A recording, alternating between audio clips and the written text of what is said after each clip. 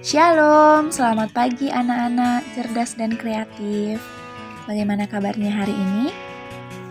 Teacher berharap kamu tetap menjaga kesehatan ya, dan ikuti protokol kesehatan jika kamu keluar rumah.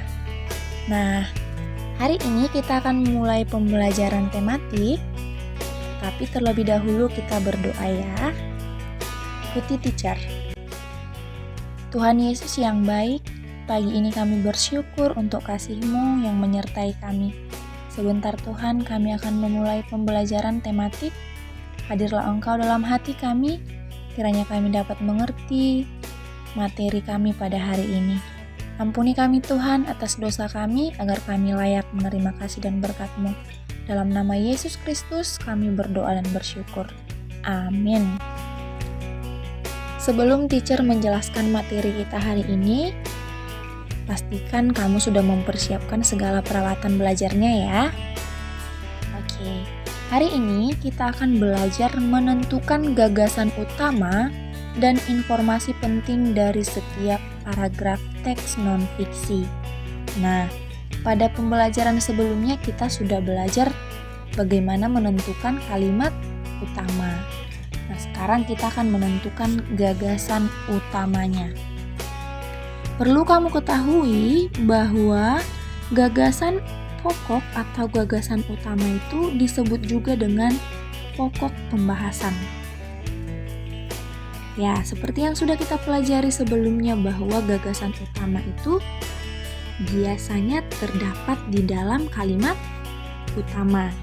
Jika kita sudah menemukan kalimat utamanya, maka kita akan lebih mudah lagi untuk menentukan gagasan utama. Tetapi ada pengecualian.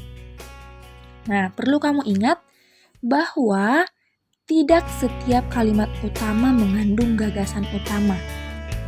Nah, mengapa? Hal ini disebabkan gagasan utama dapat menyebar atau tersirat dalam keseluruhan teks. Nah, ini bisa saja terjadi ya. Tapi memang biasanya gagasan utama itu terdapat di kalimat utama. Nah, sekarang teacher akan menjelaskan kepada kamu dan juga akan memberikan contoh bagaimana cara menentukan gagasan utama setiap paragraf dalam teks. Coba perhatikan teks berikut ini. Nah, teks ini ada di bukumu halaman 56 ya. Mengisi Hari Kemerdekaan RI dengan beragam tari daerah. Nah, teks ini memiliki 2 paragraf. Sekarang kita akan menentukan gagasan utama setiap paragrafnya. Langkah pertama yang harus kamu lakukan adalah membaca teksnya dengan saksama. Kemudian, tentukanlah kalimat utama setiap paragraf. Apakah terdapat di awal ataupun di akhir paragraf. Nah, kita mulai ya untuk paragraf yang pertama. Nah, untuk paragraf yang pertama, di sini dia termasuk paragraf deduktif karena kalimat utamanya terdapat di awal.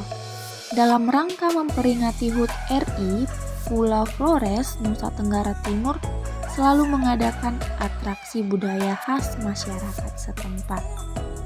Nah, setelah kamu menemukan kalimat utamanya, simpulkanlah pokok pembahasan yang dibicarakan. Nah, setelah membaca kalimat utamanya, teacher dapat menyimpulkan bahwa gagasan pokoknya adalah masyarakat Pulau Flores mengadakan atraksi budaya khas dalam memperingati HUT RI. Oke, kita lanjut. Paragraf yang kedua. Setelah membaca paragraf yang kedua, paragraf ini juga termasuk paragraf deduktif atau kalimat utamanya terdapat di awal. Nah, oleh karena itu dapat disimpulkan bahwa gagasan utamanya adalah berbagai tari-tarian lokal ditampilkan oleh siswa-siswa daerah setempat. Ingat, kalimat utama dan gagasan utama itu bisa saja sama ya. Setelah dapat menentukan gagasan utama setiap paragraf, kamu dapat menentukan gagasan utama teks tersebut. Beda ya gagasan utama setiap paragraf dengan gagasan utama teks. Namun saling berhubungan. Ada beberapa langkah efektif yang dapat kita lakukan untuk menentukan gagasan utama sebuah teks. Ini dia langkah-langkahnya. Yang pertama, mencermati judul teks. Kemudian, membaca teks dengan saksama. Yang ketiga, menggarisbawahi kalimat utama.